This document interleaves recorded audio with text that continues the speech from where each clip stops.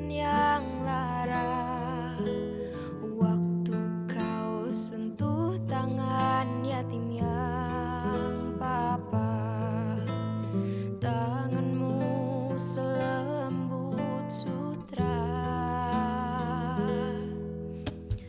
Waktu kau bersihkan luka al-murtado, waktu kau angkat tanganmu dalam doa, waktu kau hapus air mata sang pecinta, tanganmu selembut sutra.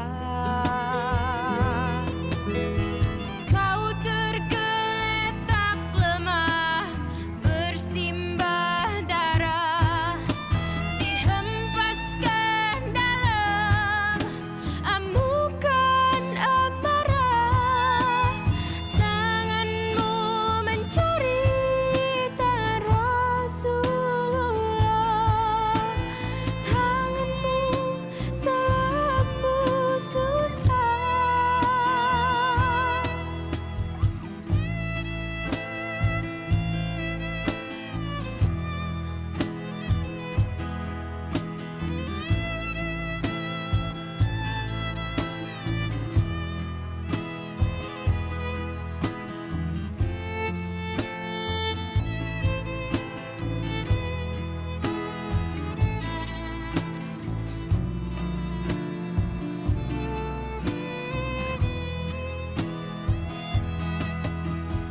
Waktu kau bersihkan luka al-murtado, waktu kau angkat tanganmu dalam doa, waktu kau hapus air mata sang pecinta, tanganmu selembut sutra.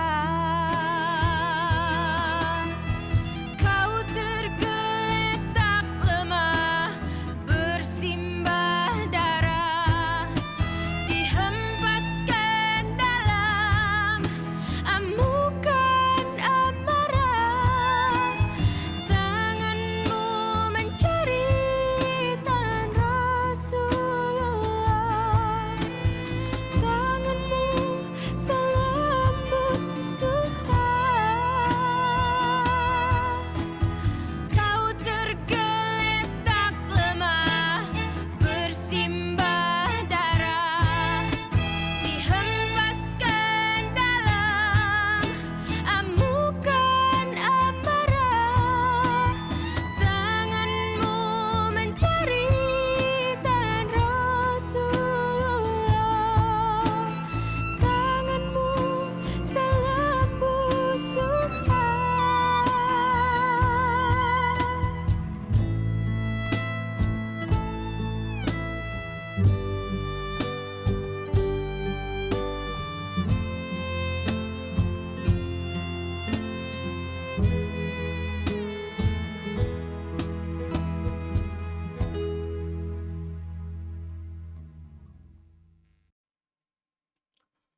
A'udzubillahi minasyaitonirrajim. Bismillahirrahmanirrahim. Alhamdulillah rabbil alamin, bari'il khalaiqi asma'in. Wassalatu wassalamu ala sayyidil mursalin wa habibi ilahil alamin, alladzi sumiya fis samai bi Ahmad wa fil ardi bi Abil Qasimi Muhammad wa ala ahli baitihi thayyibin at-tahirin wa ashabihil mayamin al-muntajabin. Asyhadu an la ilaha illallah wahdahu la syarikalah wa asyhadu anna Muhammadan abduhu wa rasuluh. Allahumma salli ala sayyidina Muhammad wa ala ali sayyidina Muhammad, amma ba'd. Assalamualaikum ayuhan nabi wa rahmatullahi wabarakatuh. Assalamu ala al-a'immatil hadin al-ma'sumin. Assalamu ala jami'i anbiya'illahi wal mursalin. Assalamu alaina wa ala ibadillahi sholihin. Assalamualaikum warahmatullahi wabarakatuh. Alhamdulillah, para pemirsa rahimakumullah. Kita kembali lagi pada kajian Risalah Nabawiyah yang kali ini kita akan mengambil tema maqam rahmaniyah bagi baginda Rasulullah Shallallahu Alaihi Wasallam. Pada kajian sebelumnya kita pernah bacakan sebuah ayat, wa ma arsalnaka illa kafatan linnas, dan tidak aku utus engkau wahai Muhammad kecuali untuk semua manusia. Nah, kali ini kita akan bahas satu ayat lagi yang masih ada kaitannya dengan ayat pertama yang saya bacakan, yaitu bahasanya Rasulullah diutus untuk semua manusia. Nah, pada ayat yang kali ini yaitu ada pada surat Al-Anbiya ayat 107, Allah berfirman, Bismillahirrahmanirrahim, wa ma arsalnaka illa rahmatan lil alamin. Dan kami tidak mengutus engkau wahai Muhammad kecuali sebagai penabur rahmat untuk segenap alam. Pemirsa rahimakumullah, pada ayat yang sebelumnya atau pada kajian sebelumnya yang bahas tentang bahwasanya Rasulullah diutus untuk semua manusia, tetapi untuk kali ini kita bahas bukan hanya untuk manusia, tetapi Rasulullah diutus untuk menaburkan kasih sayang, rahmat kepada seluruh alam, segenap alam, baik itu alam manusia ataupun alam jin, baik itu untuk di dunia, di alam dunia itu ataupun di alam malakut. Semuanya mendapatkan kasih sayang dari baginda Rasulullah Shallallahu Alaihi Wasallam. Pada ayat ini ada yang disebut dengan adatul hasr, ada pembatasan, ada huruf-huruf atau kata-kata yang memberikan batasan. Pada dalam bahasa Arab ada adatul hasr. Nah, kata-kata yang memberikan batasan ini, tentunya memberikan makna bahwasanya Allah mengutus Rasulullah tidak lain hanya untuk memberikan kasih sayang kepada segenap alam, rahmatan.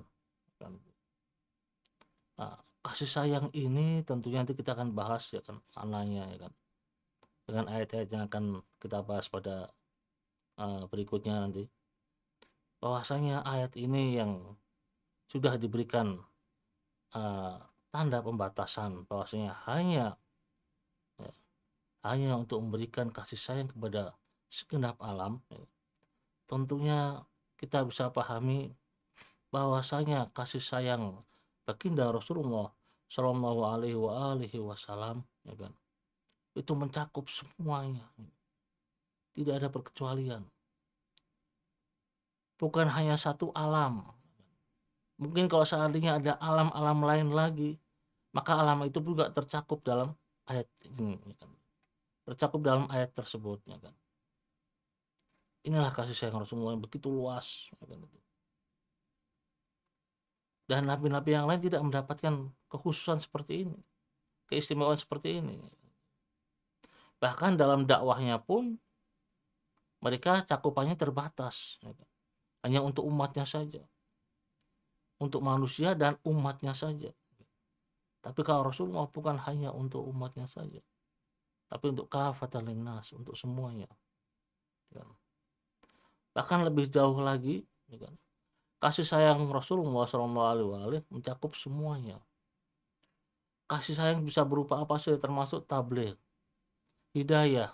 Hidayah salah satu bentuk kasih sayang Rasulullah, sehingga berikan petunjuk kepada umat, bukan hanya untuk manusia saja, bukan untuk kalangan manusia saja, tapi untuk semua umat. Oleh sebab itu keberadaan Rasulullah SAW sebuah nikmat yang besar, anugerah dari Allah Subhanahu wa Ta'ala yang harus kita syukuri. Keberadaan Nabi ada sebuah hadiah yang diberikan Allah kepada segenap alam, bukan hanya untuk manusia. Dalam sebuah hadis katakan, Nabi bersabda, ya ayuhan nas, innama ana rahmatun muhdatun.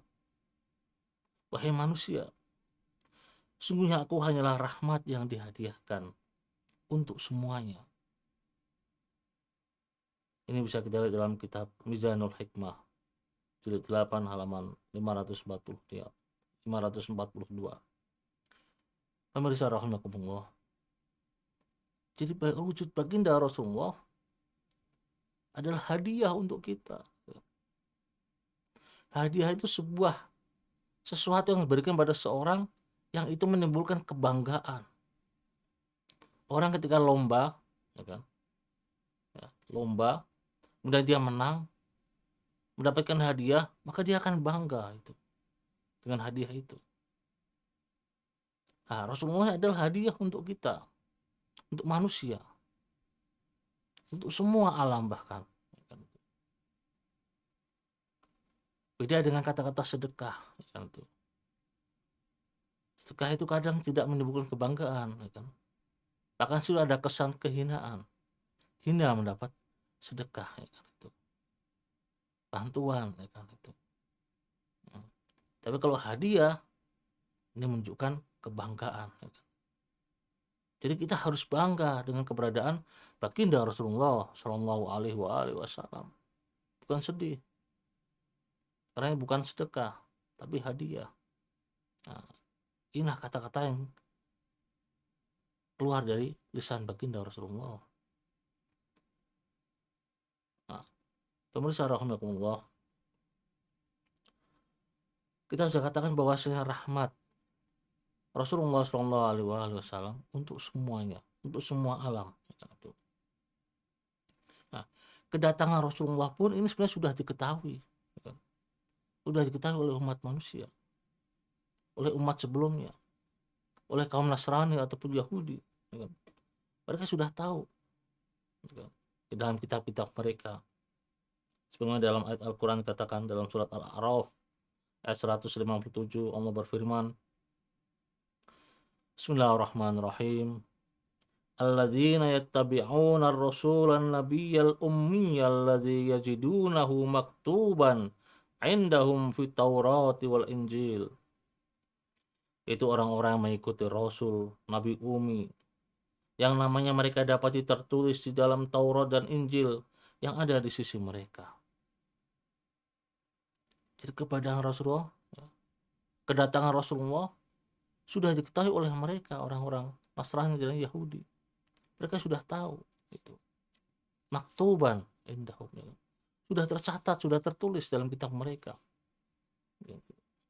Dalam ayat Al-Quran pun ya kadang kita menemukan ya tembak dismihi Ahmad, ya kan itu. Pas Nabi Isa beritahukan pada umatnya kaum Hawariyin, nanti akan datang, ya kan itu. Setelah beliau adalah seorang yang bernama Ahmad, ya kan itu.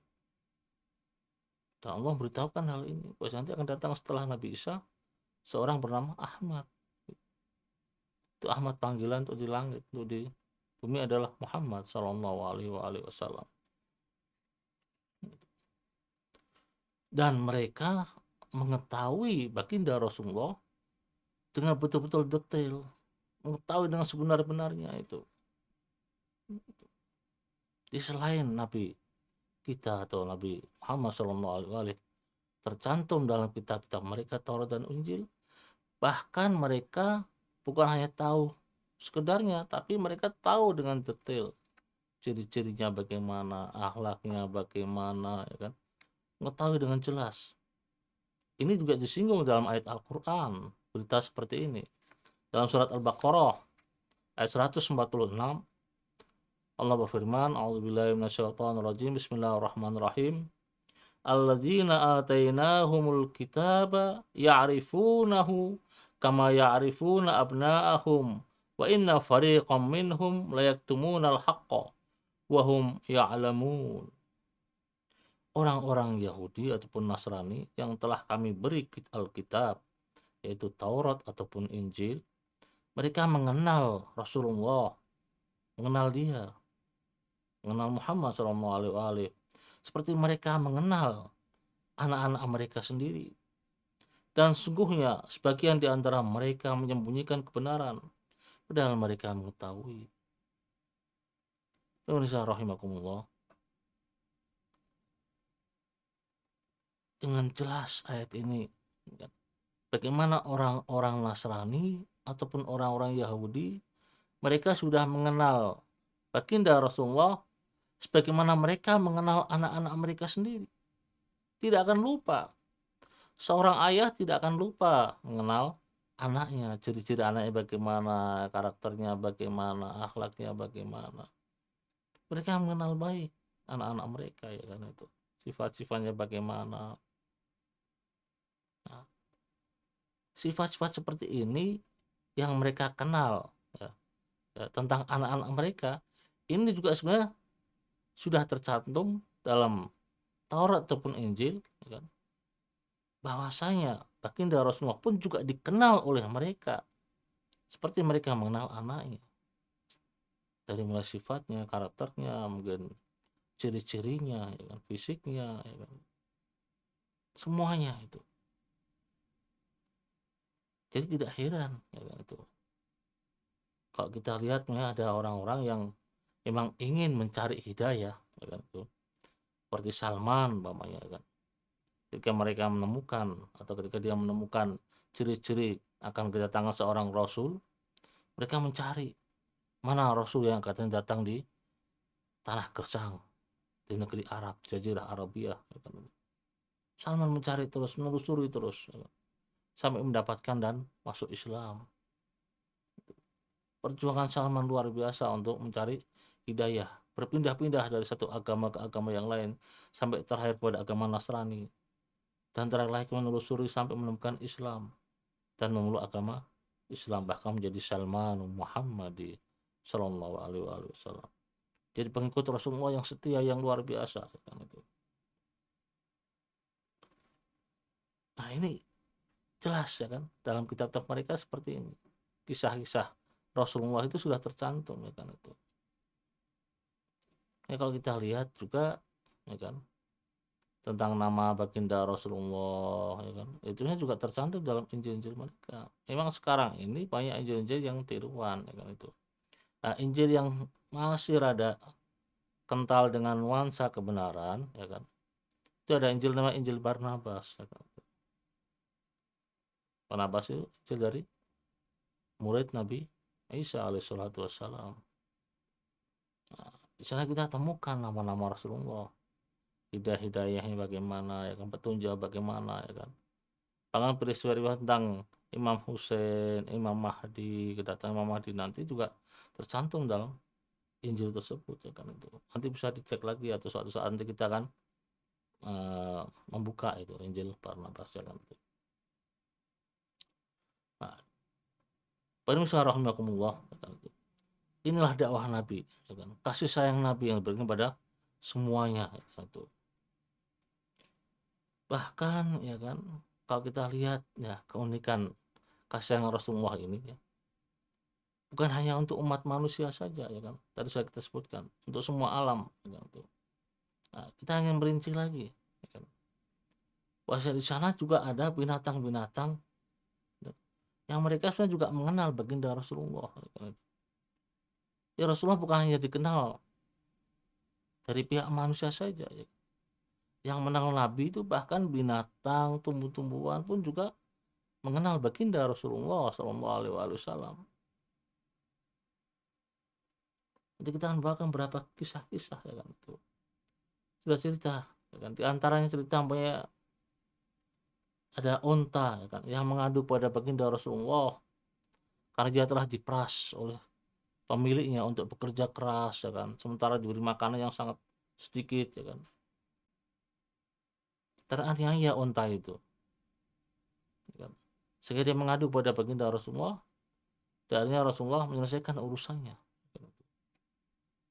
Sehingga pemiliknya diberi nasihat oleh Nabi supaya jangan menyiksa untanya seperti itu. Supaya berbelas kasihan kepada untanya. Kan?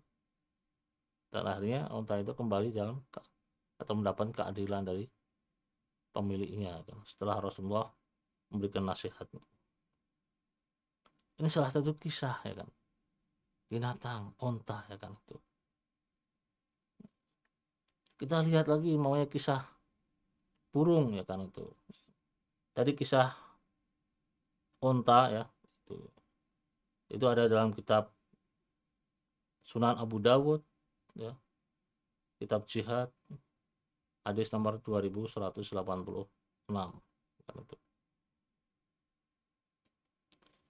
Kisah yang lain lagi yaitu kisah burung, ya kan. Burung juga mengadu kepada Rasulullah, ya kan itu.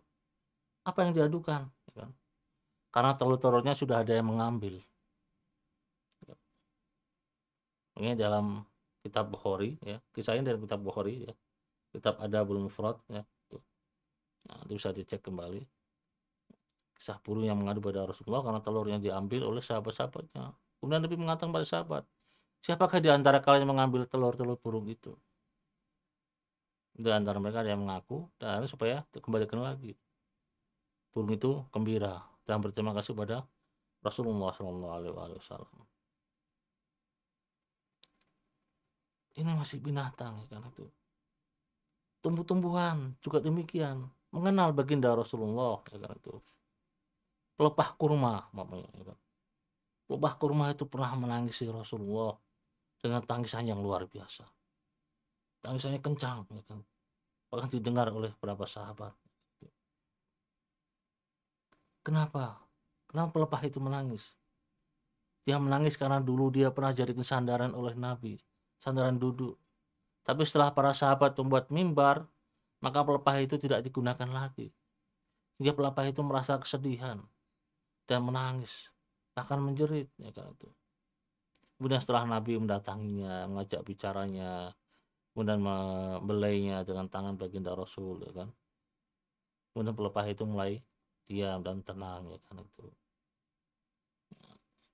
Ini kisah, ya kan, kisah nyata, ya kan itu. Kita bisa lihat namanya dalam kitab Syahrul Kitab Al-Ahadis Al-Muntaqad fi Fadhailir Rasul, ya kan itu.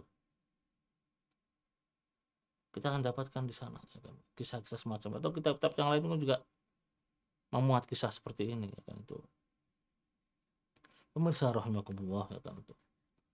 Kasih sayang Rasulullah begitu luas, ya kan. Dan ini sifat Allah yang diberikan kepada baginda Rasulullah luar biasa, ya kan itu. Betul-betul rahmatan lil alamin, ya kan itu. Kasih sayang yang sebenarnya, yang sejati, ya kan itu.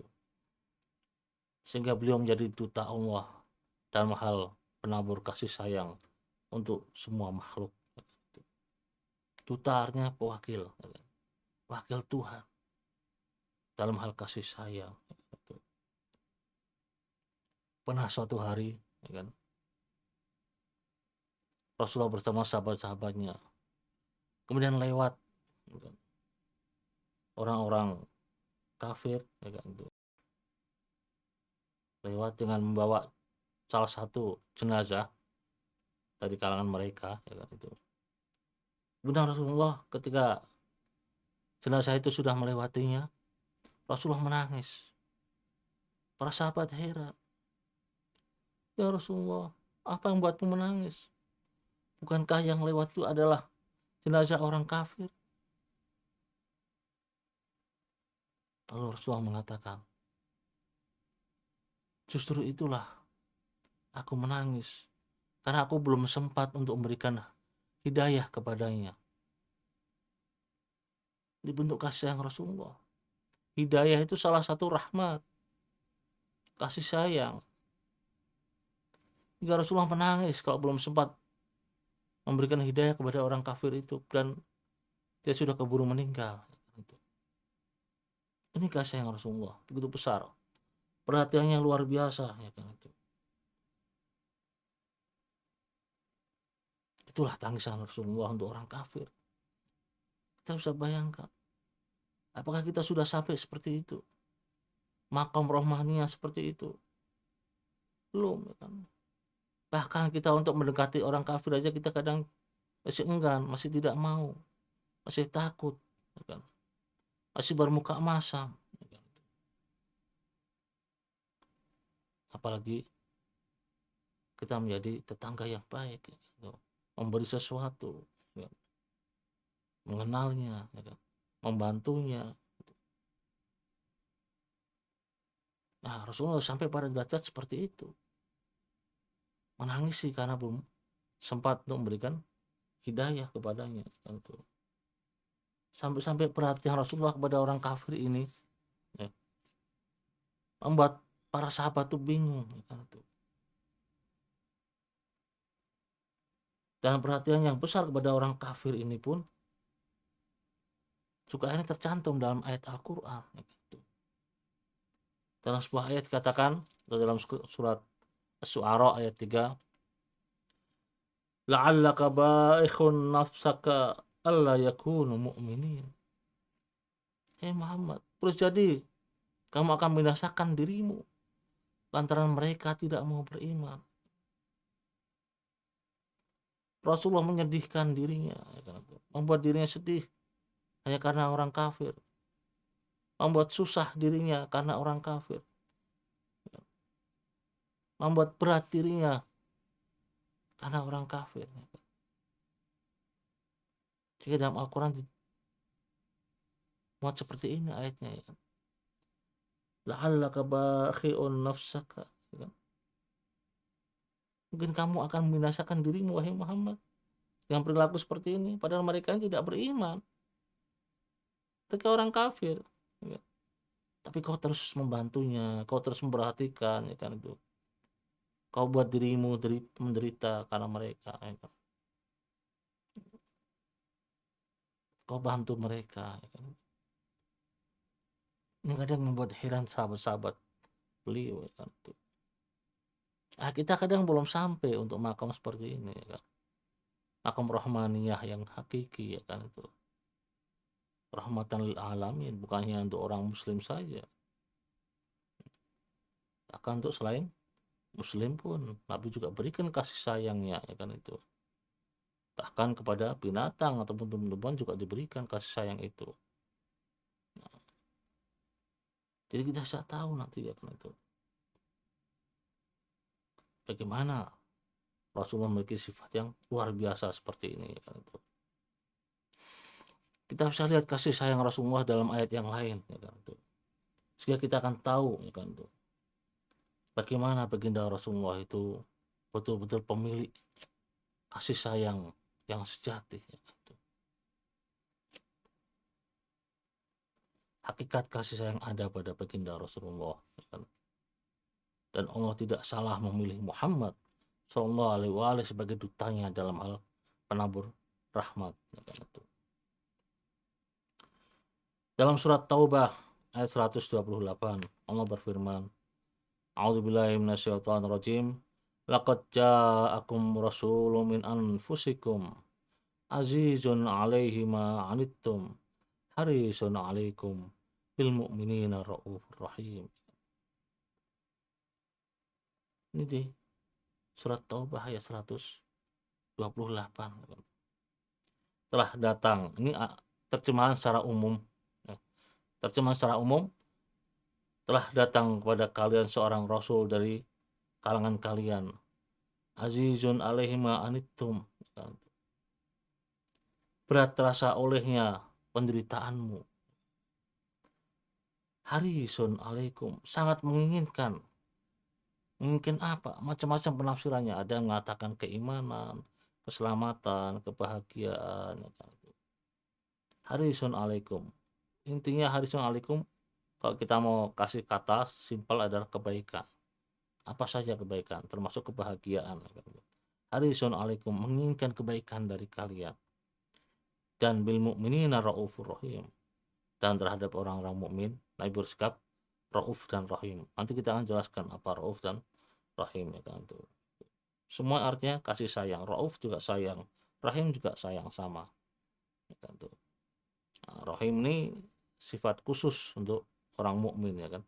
Menggunakannya rahim bukan rahman, ya kan itu.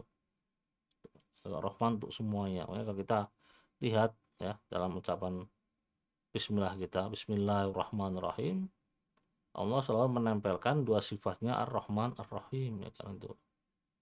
Dengan nama Allah, ya kan, yang maha pengasih lagi maha penyayang. Artinya sudah sama, ya kan. Hanya cakupannya saja yang berbeda. Rahman untuk semuanya, tidak ada batasan. Ya, kalau Rahim hanya dibatasi pada orang-orang mukmin. Itu kasih sayang Allah Subhanahu wa taala. Nah, kasih sayang ini pun dilimpahkan pada baginda Rasulullah. Sehingga Rasulullah juga memiliki sifat rahmaniyah Allah dan juga rahimiyah Allah. Ya kan, itu. Bahkan raufiyahnya juga ada, raufiyah Allah juga ada, ya kan itu. Dalam ayat ini. Nanti kita akan jelaskan. Pemirsa rahimakumullah, ya kan itu. Ini arti secara umum, ya kan. Laqad ja'akum, ya kan itu. Nah, kita melihat bagaimana sebagian ulama ya mengartikan ayat ini, ya kan. Saya akan ambil dari salah satu tafsir, ya, tafsir Al-Amsal itu dari Syekh Makarim Syirazi dalam tafsirnya Al-Amsal juz 6 halaman 253 ketika menafsirkan ayat ini, ya, ayat 128 ayat surat Taubah. Beliau mengatakan, laqad ja'akum rasulun min anfusikum wa min huna fa inna khitabal ayatil ula muwajjahun linnas.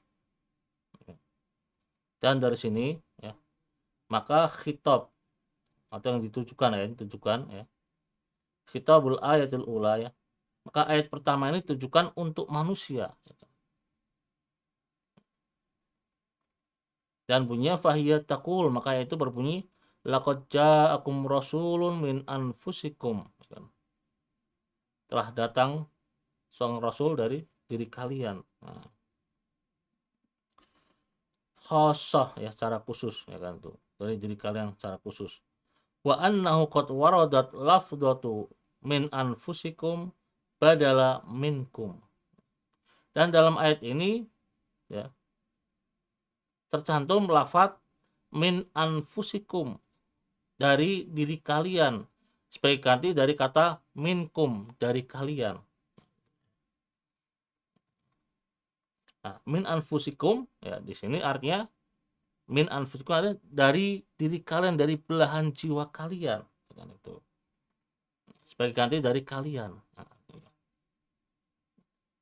jadi kita harus bedakan nanti, kan itu. Kalau dalam terjemahan secara umum, laqad ja'akum rasulun min anfusikum, telah datang kepada kalian seorang rasul dari kalian, dari jenis kalian, kan itu. Nah, padahal min anfusikum, ya, yang dimaksud adalah min anfusikum, anfus itu jiwa, ya kan itu. Min berarti belahan, bagian, ya kan itu. Belahan jiwa kalian, ya kan itu. Jadi Rasulullah itu adalah merupakan belahan dari jiwa manusia, ya kan itu. Sebagai ganti kata minkum. Ya. Nah, tidak mengatakan laqad ja'akum rasulun minkum, tidak minkum, tapi min anfusikum, untuk menjelaskan bahwasanya baginda Rasulullah itu adalah belahan jiwa manusia. Belahan jiwa manusia. Wahiyya tusiru ila siddati irtibatin Nabi sallallahu alaihi wa alihi wasallam bin nas. Dan ini mengisyaratkan, menunjukkan tentang eratnya hubungan Nabi dengan manusia. Hatta ka'anna qit'ata min ruhin nas wal mustama' qad dhaharat bisaklin Nabi sallallahu alaihi wa alihi wasallam. Sehingga seakan-akan belahan jiwa manusia dan masyarakat ini melekat atau nampak pada diri Nabi. Luar biasa, ya. Jadi potongan dari roh manusia atau belahan dari roh manusia, bagian dari roh manusia ataupun masyarakat, itu terwujud dalam diri Nabi, nampak dalam diri Nabi. Walihada sabab, ya kan, fa innahu ya'lamu kulla alamihim wa mutalli'un ala masyakilihim. Oleh sebab itu, beliau sallallahu alaihi wasallam mengetahui semua penderitaan mereka dan mengamati kesulitan-kesulitan mereka. Mutalli'un ala masyakilihim, mengamati kesulitan-kesulitan mereka, masalah-masalah mereka, ya kan. wa sarikuhum fi ghumumihim wa humumihim, serta menyertai mereka dalam hal kegundahan dan kegelisahan. Nabi bersama mereka dalam hal seperti ini. Wabittali la yumkinu ayyatasawwar suduru kalami minhu illa fi maslahatihim. Dengan demikian, ya kan, maka tidak mungkin bisa dibayangkan bahwa ucapan yang keluar dari Nabi, maka itu tidak lain hanyalah untuk maslahat mereka, untuk kebaikan mereka. Tidak ada yang keluar dari lisan Nabi kecuali untuk maslahat mereka. Wala yakhtu khutwatan illa fi sabilihim. Dan Nabi tidak melangkahkan langkahnya kecuali di dalam untuk mengurusi mereka atau di jalan mereka, artinya mengurusi mereka.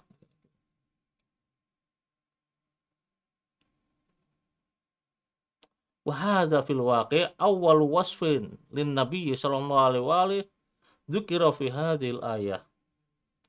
Sebenarnya ini merupakan sifat pertama bagi Nabi yang disebutkan dalam ayat ini. Pemirsa rahimakumullah, ayat ini luar biasa ya kan. Jadi kalau kita memberikan makna yang sebenarnya, kita akan tahu bahwasanya min anfusikum diartikan sebagai belahan jiwa manusia. Sehingga kalau Nabi sudah menjadi belahan jiwa manusia, maka siapapun yang merasakan sakit pasti Nabi akan merasakan juga. Karena itu belahannya, potongan jiwanya. Gimana Nabi tidak merasakan sakit? Kalau orang lain juga merasakan sakit. Dahsyat ayat ini ya kan itu. Kita akan lihat bagaimana kasih sayang Nabi yang begitu agung, begitu besar ya kan itu. Sampai rasa sakit manusia pun juga beliau rasakan. Beliau tanggung. Sehingga hidup Nabi itu selalu mengurusi orang-orang yang mendapatkan kesulitan, memberikan solusi untuk mereka, ya kan? Memberikan maslahat untuk mereka. Ini sifat agung baginda Rasulullah Sallallahu Alaihi Wasallam itu. Bahkan kalau kita lihat mungkin dari seorang mufasir, ya kan? Seperti Quraish Shihab, ya. Dia juga memberikan tafsiran, ya kan? Tapi dia memberikan tafsiran pada potongan yang pertama. Laqad ja'akum, telah datang kepada kalian. Nah, kata beliau, kata Quraish Shihab, kata laqad ja'akum, telah datang kepada kalian, itu artinya bukan sekedar Rasul datang kepada kalian. Ya, gitu. Tetapi laqad ja'akum artinya Nabi telah mendatangi kalian. Jadi memberikan makna bukan hanya datang kepada kalian begitu saja. Tapi mendatangi artinya apa? Menyenguk satu persatu manusia. Siapa yang mendapat kesulitan, maka di situ Nabi datangi. Ini bentuk kasih sayang Rasulullah yang luar biasa, ya kan itu. Kalau kita melihat tafsir-tafsir seperti ini, ya kan, yang kelihatannya berbeda dari tafsir yang ada, ya kan itu, maka kita akan dapatkan keagungan baginda Rasulullah yang mendalam, ya kan, yang lebih besar lagi, ya kan itu, daripada yang kita dapatkan dari terjemahan yang ada. Kita bisa tahu lebih besar lagi, ya kan, bagaimana kasih sayang Rasulullah itu pada orang-orang yang selain Muslim.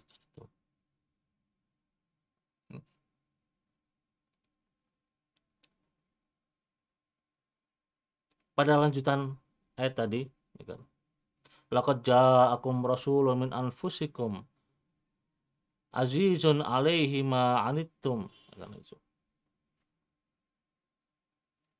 Merasa berat olehnya akan penderitaanmu, ya kan.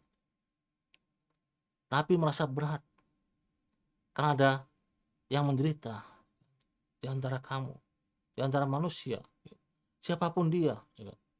Bukan hanya orang mukmin, orang muslim, bahkan orang kafir pun kalau menderita, Nabi juga merasakan. Tadi sudah disebutkan min anfusikum, belahan jiwa manusia, bukan orang muslim, bukan belahan jiwa orang muslim atau mukmin, tidak.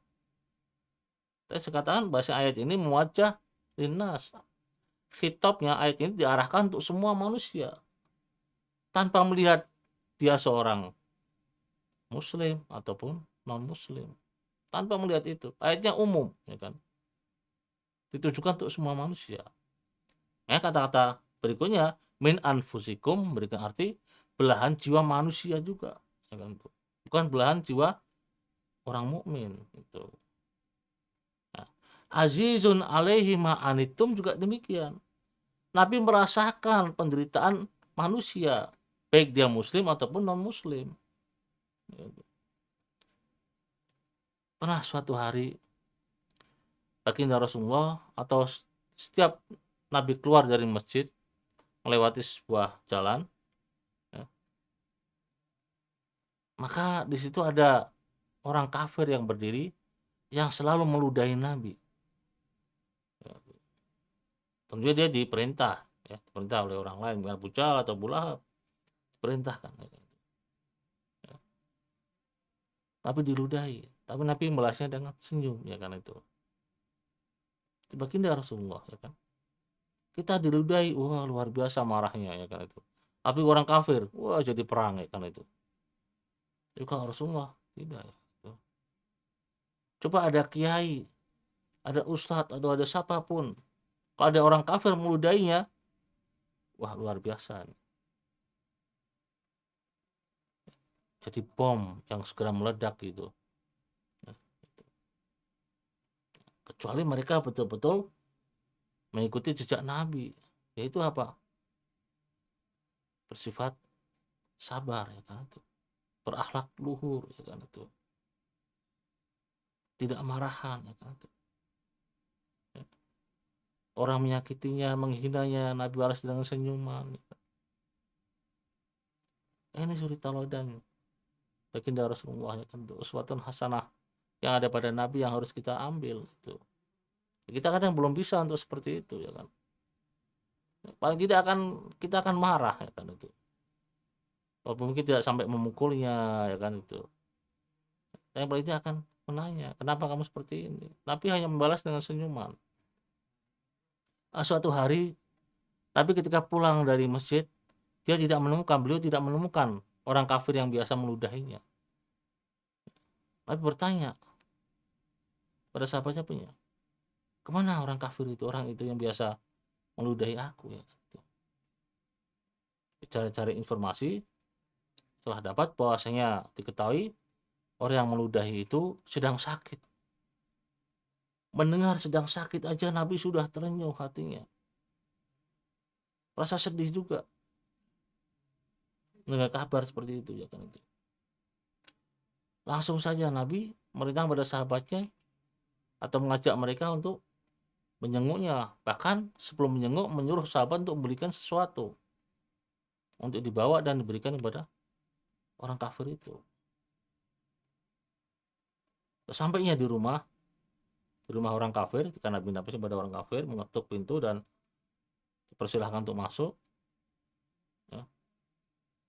Orang kafir ini tercengang, merasa kaget, juga bercampur haru yang luar biasa. Selama ini dia meludahi Nabi, tatkala dia sakit, tidak ada satupun dari orang kafir yang menjenguknya. Bahkan yang memerintahkan dia sekalipun tidak mau menjenguknya. Tapi orang jadi korban dia, ya, yang dihina, yang diludahi, justru datang menjenguknya, mendoakan, kan? Bahkan memberikan sesuatu kepada dia, ya kan. Bercampur itu rasa haru, ya kan itu. Rasa, ya mungkin rasa heran yang luar biasa, kok ada orang seperti ini, ya kan. Disakiti justru memberikan sesuatu. Sehingga orang ini langsung sontak menangis, terseduh melihat akhlak Nabi yang luar biasa seperti ini. Dan dia langsung meluk Islam. Inilah akhlak Nabi. Hanya dengan akhlak orang bisa masuk Islam. Tidak perlu dengan teriak-teriak, tidak perlu dengan demo dan lain sebagainya, ya kan.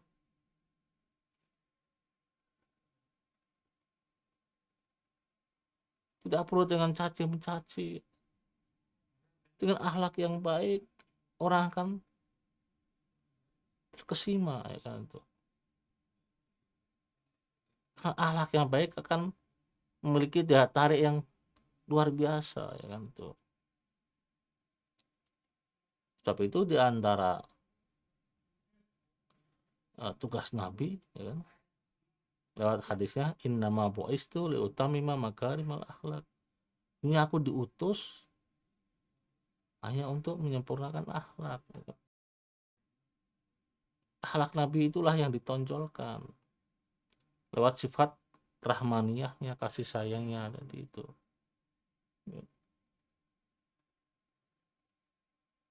Ini dengan akhlak yang baik itulah seseorang bisa mendapatkan hidayah, ya kan. Dengan akhlak baik itulah, ya kan, seseorang bisa menerima kebenaran.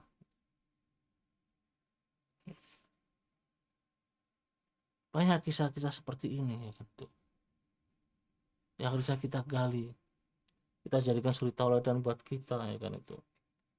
Bagaimana kisah ini memberikan contoh kepada kita begitu agung sifat Nabi, ya kan itu. Lemah lembutan Nabi, ya kan, kasih sayang Nabi, kepedulian Nabi, ya kan.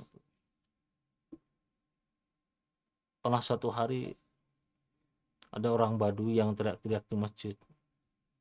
Nabi sudah tahu ini pasti ada yang diinginkan, ya kan itu. Lalu Nabi berhenti dari mimbarnya, dari ceramahnya, mengambil orang Badui itu, ayo ikut aku ke rumahku. Diajak orang Badui itu ke rumah Nabi. Setelah diajak, silahkan duduk. Kemudian Nabi memberikan makan, berikan minum. Setelah orang Badui ini kenyang, Nabi memberikan uang saku.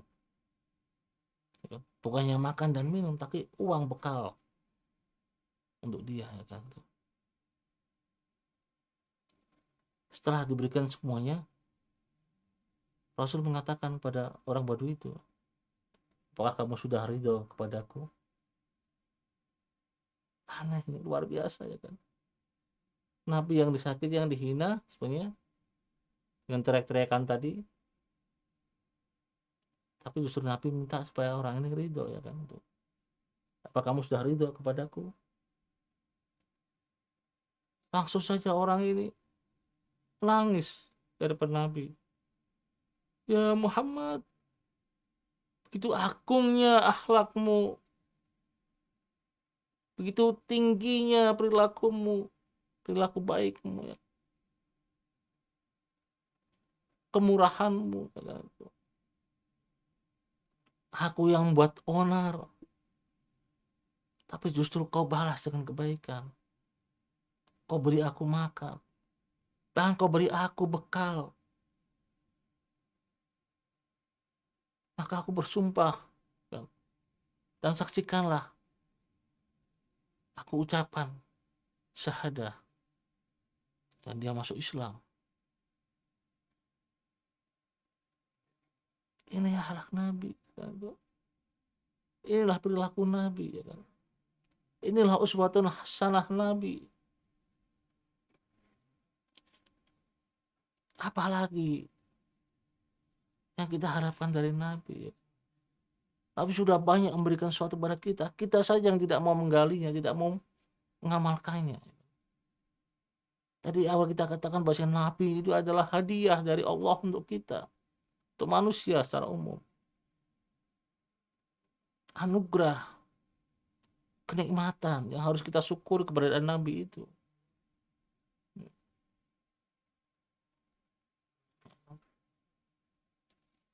Pemirsa rahimakumullah. Tentang Potongan ayat azizun alaihi ma anittum harisun alaikum. Jadi kalau kita ringkas tadi dari awal ya, laqad ja'akum, telah mendatangi kalian ya. Jadi Nabi bukan hanya datang tapi mendatangi seorang rasul. Min anfusikum, ini sifat yang pertama, min anfusikum, dia adalah belahan jiwa kalian. Itu Nabi yang suka mendatangi, dia merupakan belahan jiwa manusia ya, itu. Azizun alaihi ma anittum, dia merasakan penderitaan manusia ya kan? Dan yang ketiga, harisun alaikum ya kan? Sangat, haris itu sangat ya, sangat menginginkan, punya hasrat yang luar biasa, yaitu apa? Alaikum, terhadap kalian, apanya? Yaitu kebaikan secara umum. Walaupun nanti ada yang menafsirkan harisun alaikum menginginkan kebaikan, kebahagiaan dari kalian manusia, menginginkan keimanan, kalau kita terjemahkan umum ya, keimanan ataupun keselamatan. Nah, itu Rasulullah memilih kata-kata yang simpel aja, yaitu kebaikan, mencakup semuanya ya. Nabi menginginkan kebahagiaan dari manusia, menginginkan manusia itu ya selamat dunia akhirat ya kan, itu menginginkan mereka beriman semuanya. Jadi kalau ada yang tidak beriman dan Nabi SAW memberikan hidayah, Nabi sedih, menangis seperti tadi kisah yang sebelumnya ya kan. Harisun alaikum ya, menginginkan kebaikan ya gitu. Pemirsa rahimakumullah ya kan, itu kita bisa lihat dalam kisah-kisah Nabi ya kan, itu perjalanan dakwah Nabi. Nabi pernah pergi ke satu daerah yang namanya Taif ya kan, itu di sana Nabi ditolak. Bukan hanya ditolak saja, tapi Nabi dilempari batu sampai berdarah ya kan. Sehingga Jibril datang menawarkan bantuan supaya mengangkat gunung-gunung itu dan membenturkan kepada mereka sehingga mereka habis ya kan, itu. Tapi kata Rasulullah, kok istilah orang Jawa itu ora usah bril, aku rak wopo. Nah, itu istilah orang Jawa ya. Itu. Tidak perlu wahai Jibril ya kan. Aku tidak apa-apa ya kan, itu. Aku hanya mengharapkan kelak dari anak-anak mereka ada yang beriman kepadaku. Kalaupun sekarang mereka tidak beriman, mungkin anak-anaknya nanti akan beriman kepadaku. Dan Rasulullah mendoakan, Allahumma hdi qaumi fa innahum la ya'lamun. Ya Allah, berilah hidayah kepada umatku karena dia tidak tahu. Ini doa Rasulullah. Beda doanya dengan nabi-nabi sebelumnya, sangat beda. Kalau nabi-nabi sebelumnya sebagian mereka mendoakan supaya dihancurkan umatnya, dibinasakan umatnya, diberi siksaan, azab dan lain sebagainya. Tapi Rasulullah bagaimana? Tidak tega. Melihat beliau sudah diusir, beliau dilempari batu, beliau berdarah-darah, tapi masih mendoakan, mengangkat tangannya untuk mereka. Dan punya harapan lagi untuk anak cucu mereka nanti. Apa kurangnya dari Rasulullah? Ini makom yang luar biasa ya kan. Dari sini kita akan mendekati Nabi. Kita akan lebih jauh mendekati Nabi dan mengetahui kedudukan Nabi sebenarnya seperti apa. Kalau Nabi bisa merasakan derita orang lain, coba bagaimana kita bisa merasakannya. Dan kita membantu mereka. Ini akhlak Nabi, ya kan? Pemirsa rahimakumullah. Kita lihat lagi kisah Nabi yang lain, yaitu peristiwa Fathu Makkah, ya kan? Pembukaan kota Mekah, pembebasan kota Mekah, ya kan itu. Ketika mereka melihat rombongan orang-orang Islam begitu banyak mendatangi Mekah, di antara mereka sudah teriak-teriak, bahwa kita akan hancur. Muhammad dan umatnya telah datang dan akan menghancurkan kita. Semua masuk ke rumah. Di antara mereka teriak seperti itu, sehingga mereka menutup rumah mereka masing-masing. Mereka masuk. Ketika Rasulullah datang, Rasulullah tidak memberikan apa-apa, kecuali memerintahkan kepada beberapa sahabat untuk menghancurkan patung-patung yang ada di Ka'bah, baik yang di atas atau yang di dalam dan lain sebagainya. Semua patung dihancurkan. Setelah patung dihancurkan, Nabi berceramah. Orang kafir Quraisy, keluarlah. Gak perlu takut.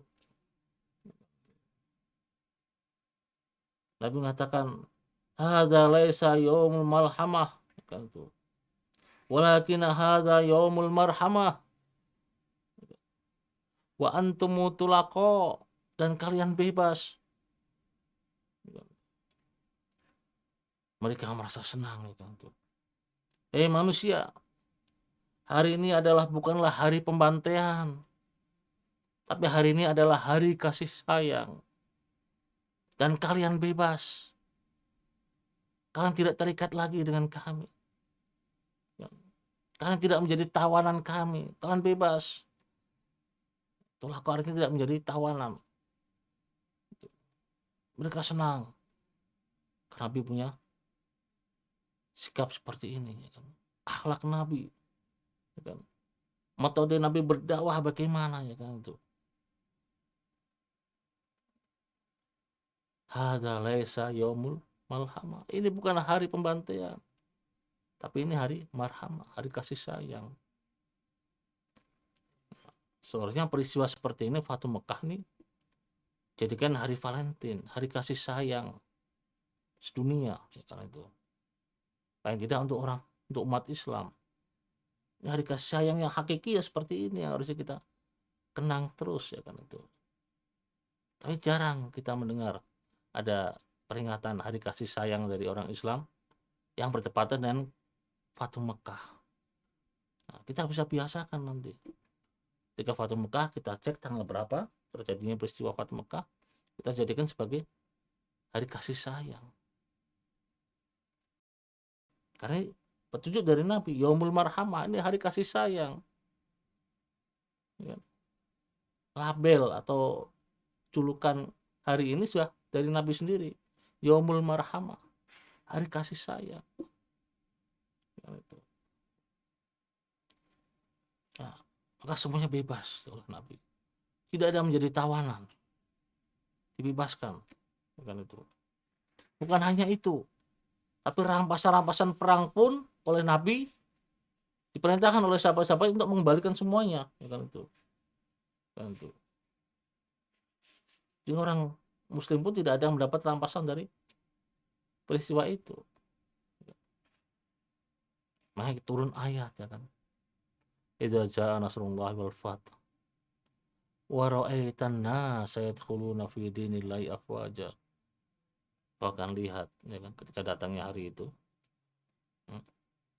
Idza jaa, ketika datang hari pertolongan dari Allah, wal fath, dan kemenangan. Wa ra'aitan nas, kamu akan melihat manusia. Yadkhuluna fi dinillahi afwaja. Mereka akan berbondong-bondong masuk ke agama Islam, ke agama Allah. Dan jelas melihat akhlak seperti ini, mereka kagum dengan Rasulullah, ya kan itu. Akhlaknya, mereka sudah membayangkan mereka akan dibantai, mereka akan dihabisi, ya kan. Mereka akan dibunuh, anak-anak mereka akan disiksa, harta mereka akan dirampas. Tapi itu semua hanya khayalan mereka. Tapi tidak mewujudkan itu semuanya. Justru sebaliknya. Tapi memberikan kasih sayang. Tapi memberikan kebebasan buat mereka. Ini yang membuat mereka kagum pada Rasulullah. Dan pada saat itu juga banyak dari orang kafir Quraisy yang masuk Islam. Termasuk Abu Jahal. masuk Islam. Wa ra'aitan nasa yadkhuluna fi dinillahi afwaja. Afwaj, berbondong-bondong banyak mereka, berkelompok-kelompok mereka ya kan. Datangi Nabi dan mereka mengucapkan syahadat. Sehingga jumlah kaum muslim bertambah banyak pada saat itu, Fathu Mekah itu.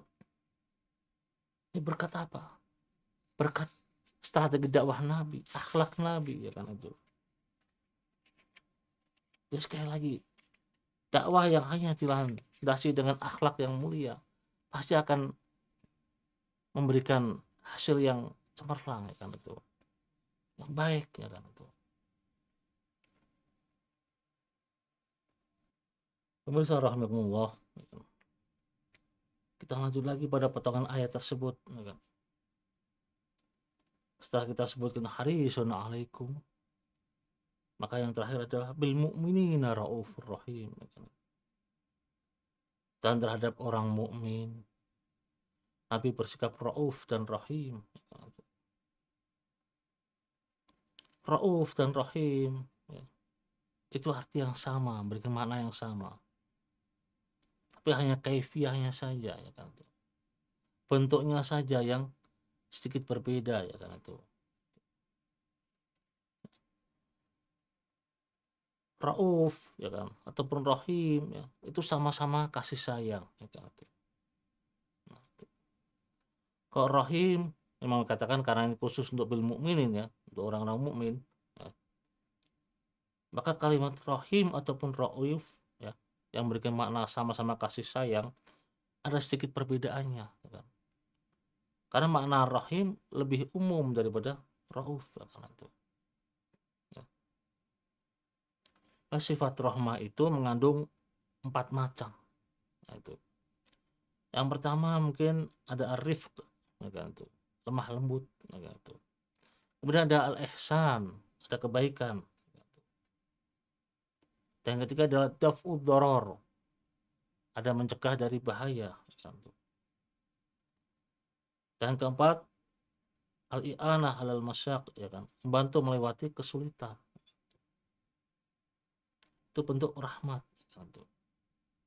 Jadi sekali lagi, ya, rahmat itu adalah kelembutan, lemah lembut, benda ihsan, ya kan, itu kebaikan sana. Benda ada mencegah bahaya, ya kan, dan membantu untuk menyelesaikan problema, masalah, ya kan, itu kesulitan, ya kan, itu. Nah, ini arti umum dari rahmah ya kan tuh, kasih sayang itu ya kan tuh. Nah, sini disebutkan rahim menunjukkan ini khusus untuk orang mukmin saja, tapi kata rahmat mengandung seperti ini ya kan, arif ya kan. Lemah lembut. Nabi selalu lemah lembut ya kan tuh. Al-ihsan, kebaikan, selalu memberikan kebaikan juga. Daf'u doror juga demikian ya kan tuh, mencegah bahaya-bahaya yang ada dan menyelesaikan problema ya, masalah-masalah, kesulitan-kesulitan itu. Ini diantara kandungan dari makna rahmat tadi itu. Nah, memang nanti sebenarnya apa yang membedakan rahmat dengan rauf ya kan itu. Nah, itu. Karena rauf itu sendiri juga memiliki arti kasih sayang juga. Ya, atau mungkin kita artikan iba ya, rasa iba. Iba itu kan juga perasaan kasih sayang juga sama. Pada orang lain merasa iba ya kan, rasa sayang pada orang lain tuh. Itu. Hanya saja memang ada perbedaan ya kan itu. Ada perbedaan, makanya sebagian ulama memberikan perbedaan itu ya kan itu. Umpamanya ya Al-Askari ya dalam kitabnya Al-Furuq Al-Lughawiyah ya, halaman 246 sampai 247, beliau mengatakan bahwasanya warrafatu aqwa minha fil kaifiyah gitu. Dan sifat rafah itu lebih kuat dari rahmat dari segi kaifiyahnya, dari segi bentuknya. Padahal rafah itu sebenarnya bagian dari rahmat itu sendiri, tapi memiliki bentuk yang lebih kuat ya kan tuh. Kenapa? Li'annaha ibaratun an isalin ni'am safiyah anil alam. Ya.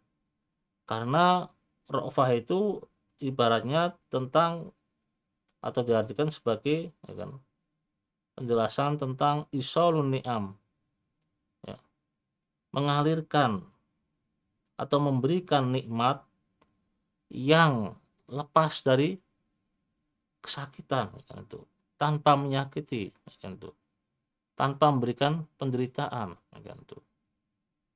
Jadi memberikan atau mengalirkan nikmat-nikmat tanpa harus menyusahkan orang lain, tanpa harus membuat mereka atau orang lain menderita ya kan itu. Itu namanya isolun ni'am ya kan itu. Jadi memberikan nikmat-nikmat yang bebas dari segala macam bentuk sakit ya kan itu, untuk penderitaan gitu. Warahmah, sementara kalau rahmah isolun ni'am mutlaqon. Kalau rahmah itu benar umum ya kan.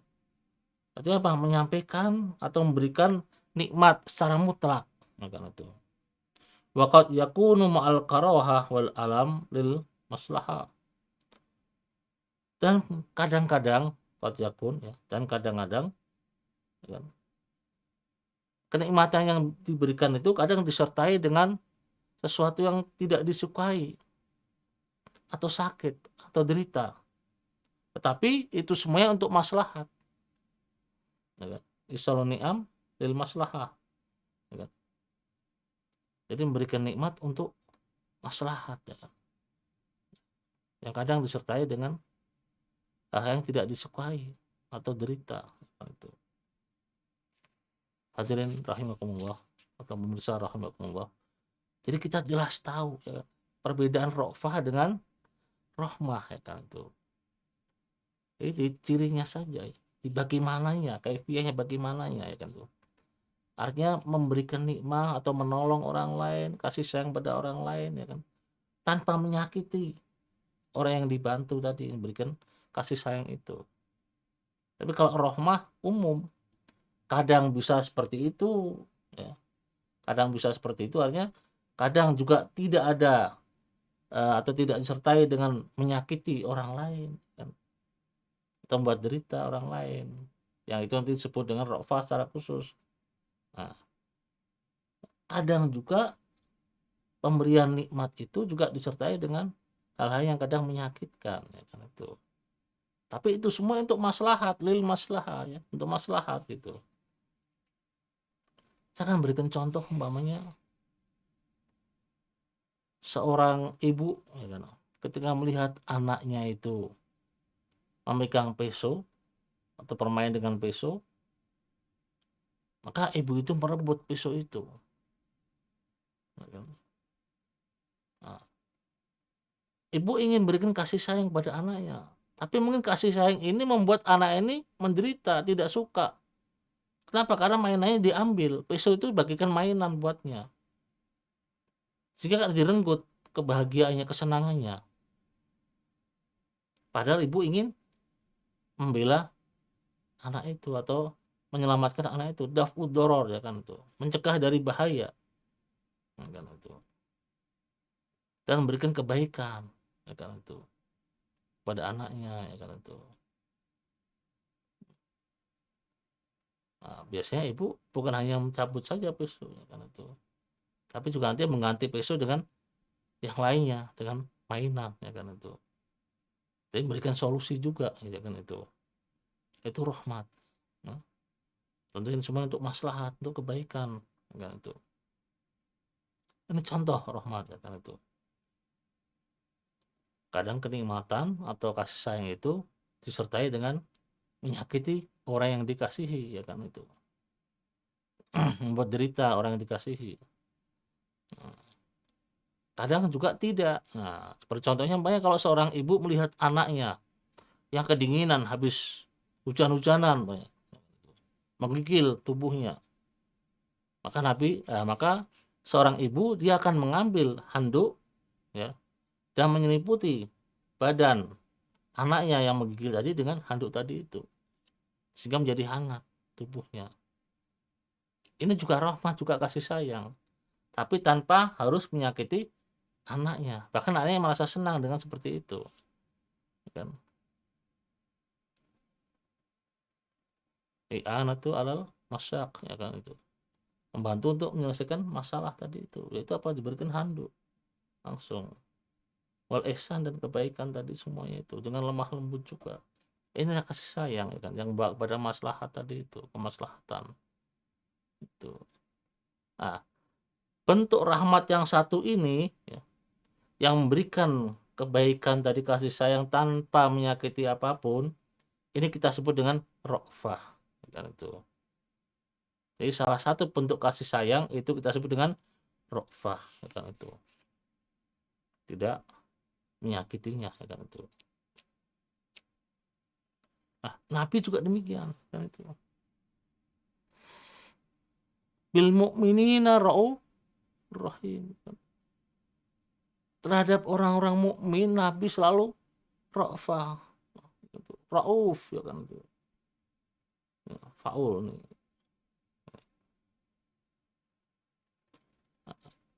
Nabi sangat menyayangi mereka ya kan. Pada orang-orang mukmin sangat disayangi kan. Orang kafir aja disayangi apalagi orang mukmin. Bil mu'minina raufur rahim ya kan itu. Sangat menyayangi mereka ya kan itu. Dengan apa? Dengan lemah lembut, ya. Tidak menyakiti mereka ya kan itu. Dan juga rahim ya kan itu. Raufur rahim ya kan. Itu kasih sayang dan juga rahim. Nah, rahim ini bisa dua-duanya Nabi ya kan itu. Nah, kadang Nabi memberikan pelajaran, memberikan hidayah, kasih sayang kepada umatnya ya kan. Dengan sesuatu yang mungkin membuat umatnya itu merasa menderita ya kan itu. Padahal itu untuk kemaslahatan ya kan itu. Seperti umpamanya Nabi menegakkan hukuman ya kan bagi orang-orang yang mabuk maka akan dicambuk ya kan itu. Atau orang-orang yang berzina mungkin nanti akan dirajam ya kan itu. Ini semuanya dilakukan oleh Nabi tidak lain karena kasih sayang Nabi kepada mereka untuk maslahat ya kan.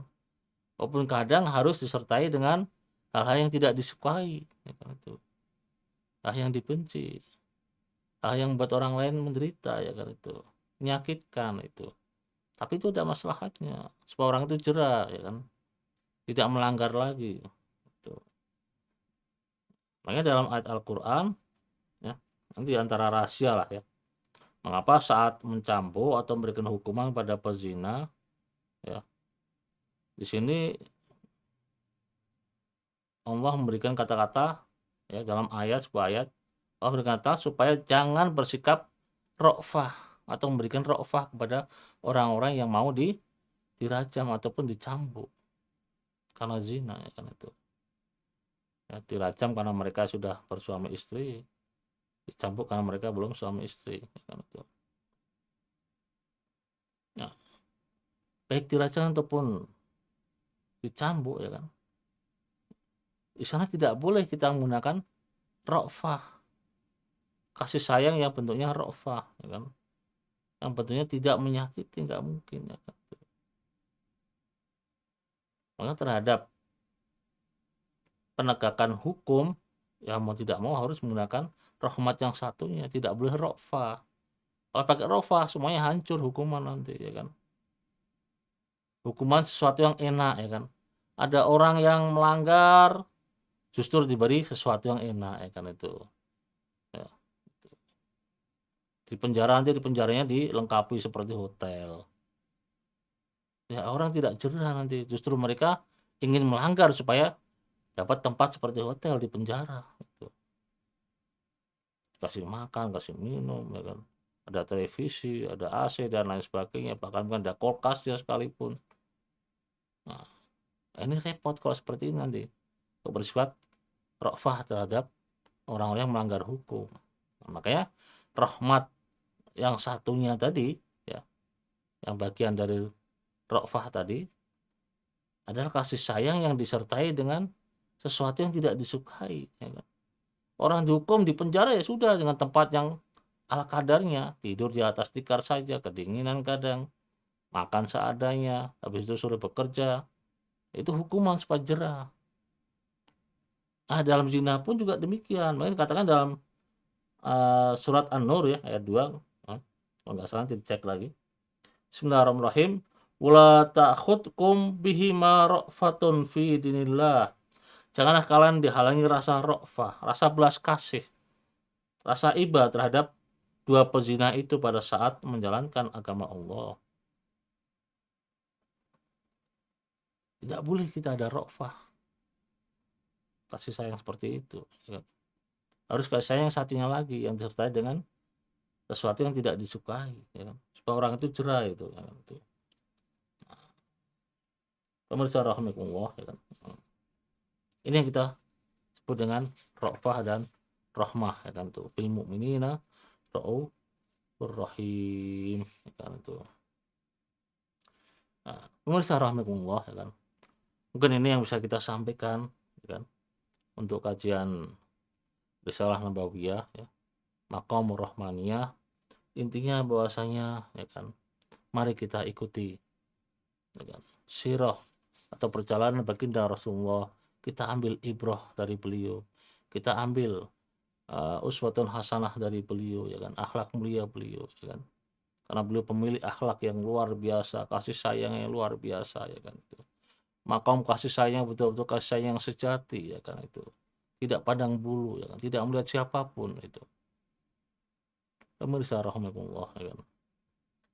Inilah maqam rahmaniyah baginda Rasulullah SAW yang patut kita ikuti, dan insyaallah nanti kita akan lanjutkan pada kajian-kajian berikutnya dengan tema yang berbeda, makam-makam yang lainnya dari baginda Rasulullah. Wa ma taufiqi illa billah, alaihi tawakkaltu wa alaihi unib. Astaghfirullah li wa lakum. Wassalamualaikum warahmatullahi wabarakatuh.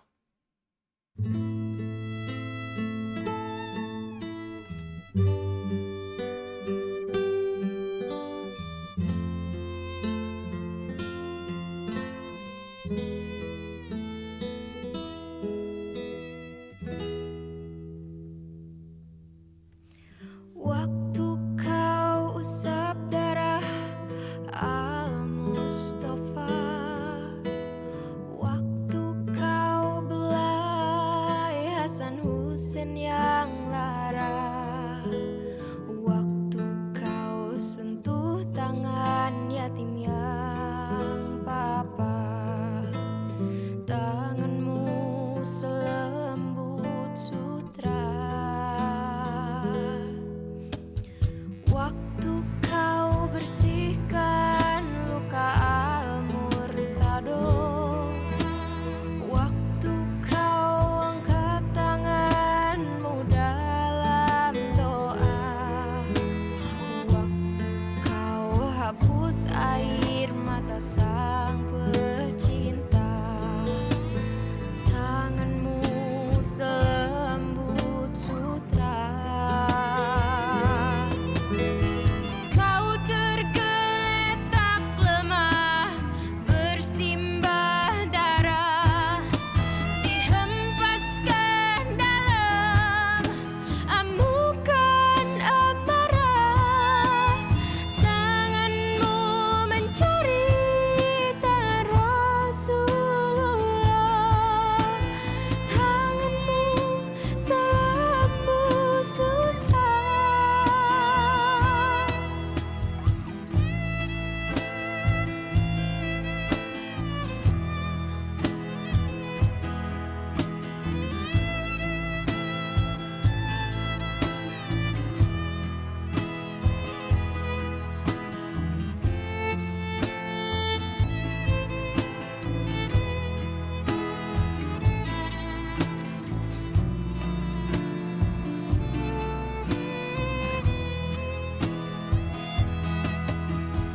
Waktu kau bersihkan luka Al-Murtado, waktu kau angkat tanganmu dalam doa, waktu kau hapus air mata sang